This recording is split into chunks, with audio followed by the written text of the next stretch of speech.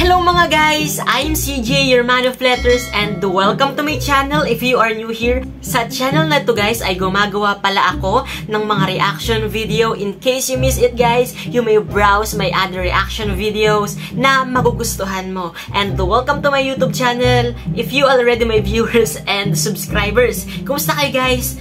For today's video ay gagawin natin ng reaction video ang mga naka-line up ng mga MMFF film for this year 2023. And ngayon pa lang guys ay welcome ko na kayo sa serye ng reaction video with the MMFF's 2023 entries. So, samahan nyo ko guys na gawa ng reaction video. Ang unang entry for this year, ang Penduko. So, without further ado guys, samahan nyo ko at panoorin natin to. Let's go!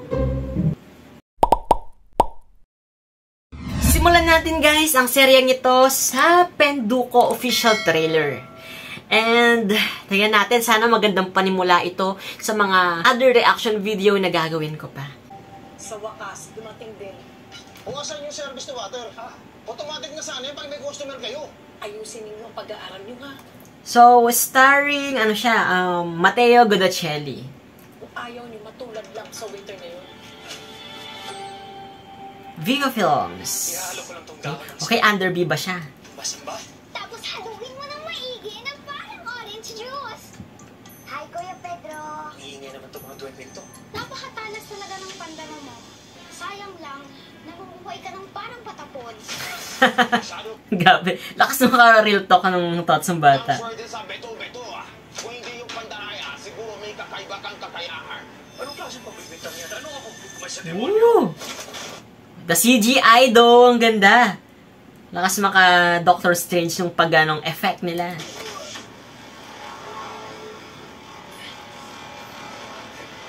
Sa'yo ba to? Akin yan ah.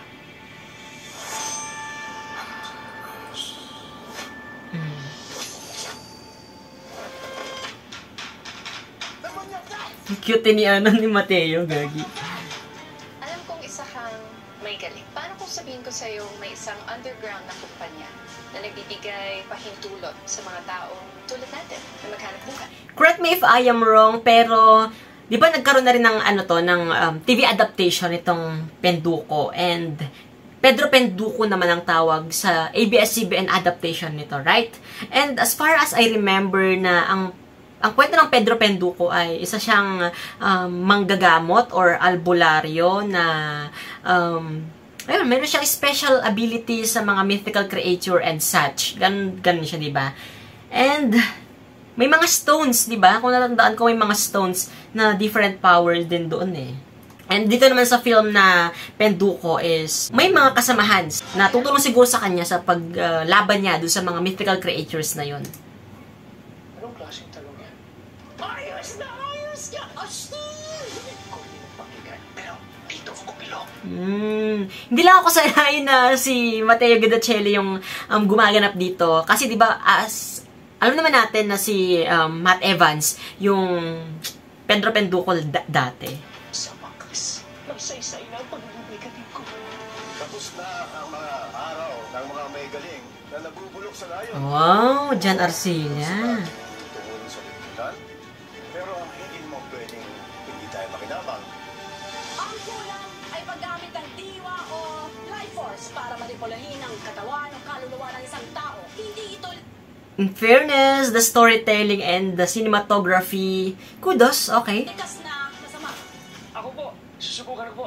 Paano mo naman masasabi na magiging mahusay ka sa ganito? Mahusay po ako makipaglaban. Hindi porket mahusay ka makipaglaban sa pisikal na mundo. Ang ibig sabihin nito ay mahusay ka rin makipaglaban sa dimensyon ng mga kaluluwa. Pinagkalap sa atin. Okay, goods din yung mga action stunts nila dito. Ang galing na mayroon tayo. Kaya kailangan nating kapalan at tungkulin natin sa lipunan. Sa iyong tandaan na to, di sa akin. Ang yabang, grabe yung angas ng Penduko this year. Gusto ko yung angas. Ooh, the CGI again. Mukhang maganda, ah.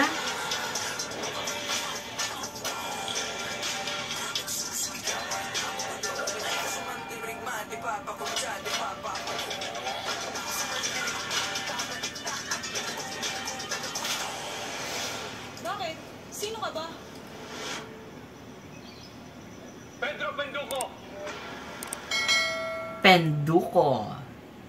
Nice! So, ang napansin ko guys, dito sa Pedro Penduko, or I mean sa Penduko official trailer, ay may mga ilang CGI part na ipinakita. And from that very katiting na CGI, yung mga pinakita, I can say na may budget.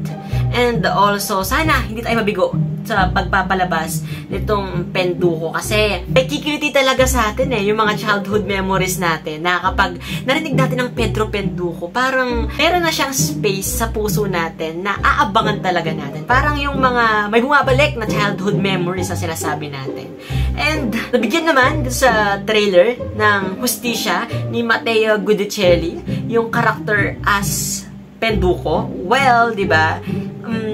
Kulang pa siguro sa pagka-bubbly and comedic type yung atake dito ni Matteo. Pero when it comes to the fight scenes, hindi naman tayo binigo. And from the cast, di ba, bigatin din from Candy Pangilinan, di ba, Aaron Villaflor, and so on and so forth na mga bigating mga artista din. Like John Arcila, di ba, and Kylie Versosa. Di ba, from that characters pa lang, alam mo na may ibubuga sila sa mga actingan and also sa mga stunts, action stunt, di ba? Nakaka-excite at nakaka-aliw guys na mapanood itong Penduko. And dahil trailer pa lang naman to guys marami pa tayong aabangan during the airing or during the pagpapalabas nitong Penduko sa mga sinehan sa Pasko. And then guys, kung i-rate ko itong Penduko based sa trailer, masasabi ko na it is 8 out of 10 siya ngayon. And let's see kung pag napalabas siya, kung magiging mas higher pa dun ba? Higher pa ba dun yung naging ratings niya? And may potential to be honest. So, ayun guys, kung kayo naman tatanungin ko ano ang i-rate nyo dito sa may Penduko, let me know guys sa my comment section. At ayun guys, maraming salamat sa pagsama sa akin sa paggawa ng reaction video dito sa may Penduko. Kaya guys, kung may mga recommendations or suggestions pa kayo that you want me to do a reaction video, i-comment mo yun guys sa may ibaba. At kung may mga commentaries ka rin about this Penduko, you may comment it down guys sa may ibaba rin sa may comment section. At kung hindi ka pa rin nakasubscribe sa channel ko guys, don't forget to hit that subscribe button and that notification bell para lagi kang updated sa mga videos na i-upload ko pa. Once again guys, this has been CJ, your man of letters. Stay safe and stay motivated. See you on my next MMFF 2023 entry reaction videos. Bye!